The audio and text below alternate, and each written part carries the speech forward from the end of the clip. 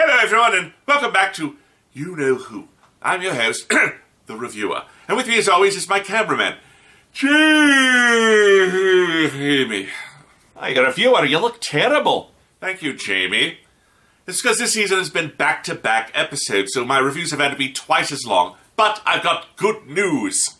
Good news for who? Yes. Doctor Who is back to single episodes, so my reviews will now be shorter and more concise and hopefully more frequent. Oh, I guess I should have said whom. It's not called Doctor Whom, Jamie. Or did you mean our show is now called You Know Whom? I don't know. Third base! This is my review of Sleep No More.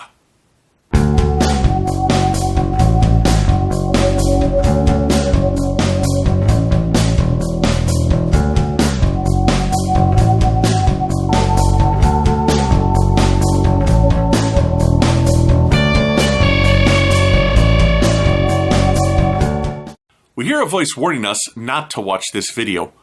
Cut to the static image of Gagan Rasmussen. He's on a lab orbiting Neptune. A rescue crew was heading into the station. It consists of Chopra, Commander Nagata, Deep Ando, and a genetic fighting construct number 474. Chopra continues to complain about losing sleep itself to Morpheus. They've come to find Gagan.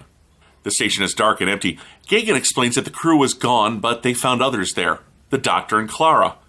They do the usual psychic paper bluff to earn the team's trust. They explain to the Doctor that the station went silent 24 hours ago. They're the rescue team. The Doctor figures out this is the 38th century, but the base looks long abandoned judging by all the dust. Both Clara and 474 feel like they're being watched. That's awful! Thankfully, I've never had to worry about anyone watching me. No, Jamie. Has that camera been on? No! Ah, you big ham. You've seen our ratings. You know nobody's watching. Jamie. When the grunt gets too close to Chopra, he pushes him away, and 474's programming kicks in, causing him to choke Chopra before quickly releasing him. The Doctor explains 474 is a human version of a Santaran, grown in a vat with low intelligence but superb fighting skills. They then hear an animalistic roar. Something lunges out of the darkness, and they run. Deep Ando goes off by himself while the rest run into a lab and seal themselves in, forcing the doors shut on the creature's arm, which literally turns to dust.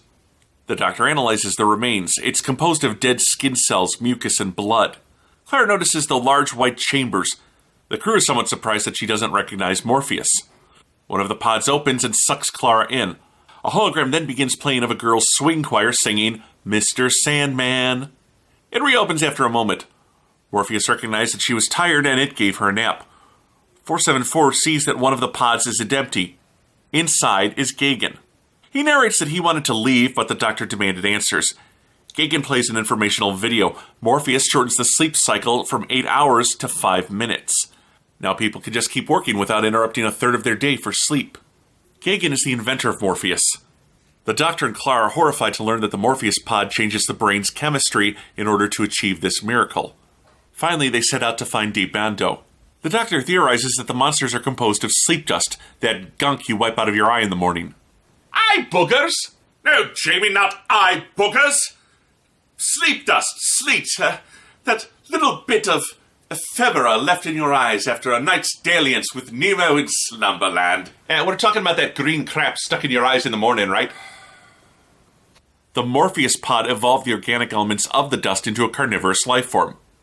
Deep Ando is trying to find a place to hide. The pods on the station are the latest state-of-the-art machines. That's why the monsters are only here so far. Gagan wants to leave, but the Doctor insists on destroying the pods and the monsters in order to protect the human race. Deep Ando tries to hide in a room, but the station's AI won't open the doors until he sings Mr. Sandman. The drunken crew reprogrammed the AI during Christmas. The monsters arrive, and he manages to sing a few lines getting the doors opened. He thinks he's safe, but suddenly the gravity shields cut out, and the station begins to fall into Neptune's atmosphere. The Doctor takes charge and hacks into the base's computer to try and get the shields back up. As he's doing this, the monsters break in. One of them swallows Gagan whole. However, as they get closer, it begins to crumble in the increased gravity. The Doctor gets the shields back up and restores the station's orbit. They again split up. The Doctor, Clara, and Nagata seal up in a cold storage locker, while Chopra and 474 run back to their ship.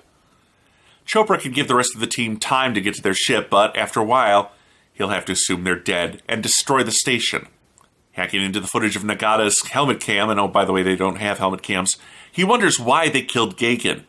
The dust consumes people in their sleep, not by direct attack. We then see a pod containing dangerous materials is floating down a corridor.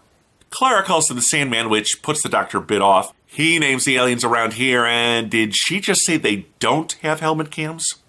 The Sandmen are about to break in, and the Doctor has a plan. Let them.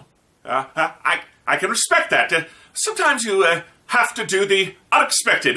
Let the Sandmen in. Go into the bear pit. Streak the High Castellan's regeneration party.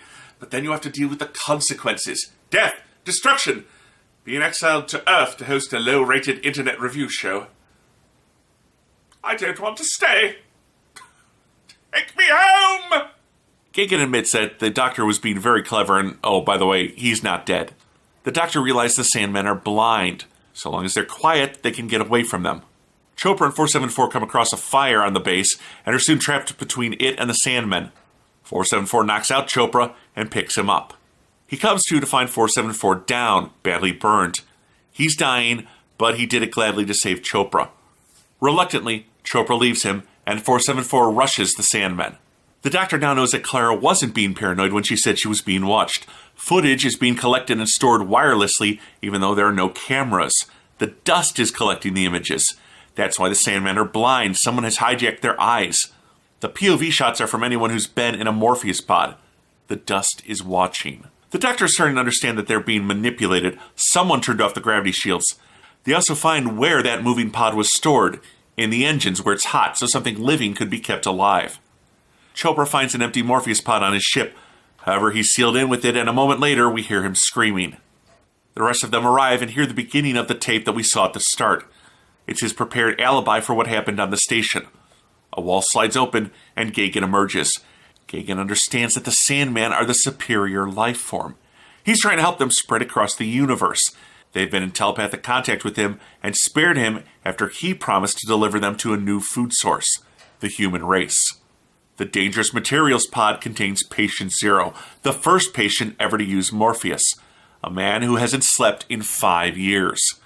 His body has continued to mutate beyond actual brain chemistry. His body will spread spores that will infect others and turn them into Sandmen. Nagata draws on him, but he unseals the pod before running out and locking them in. The Super Sandman is immune to Nagata's gun, so they go very quiet.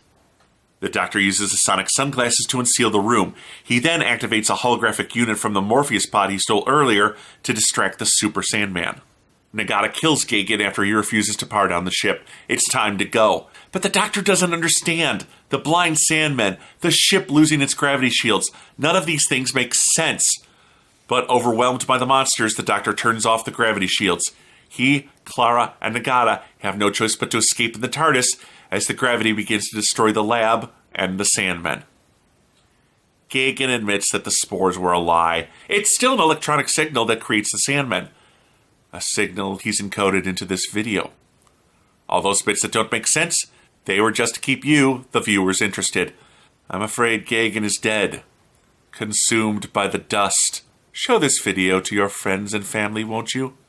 By the way, there's something in your eye. We will destroy you all! You will be... No! Remember, proper eye maintenance can not only give you years of healthy vision, but destroy alien invasions before they start. Now, this was Doctor Who's first dip into found footage storytelling. Did it work? Or was it filled with lazy cliches we've seen many times before? Jamie, straighten that camera out! Let's take a closer look at Sleep No More. This was Doctor Who's foray into the world of found footage. The twist being that the video is not recorded on camera, but by dust motes. The story itself is pretty standard. In fact, it's pretty much the same story we saw in the Under the Lake two-parter.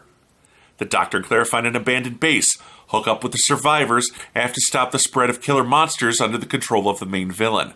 The only significant difference here is the aforementioned found footage gimmick. That, and in a rare instance, the villain seems to have outsmarted the Doctor.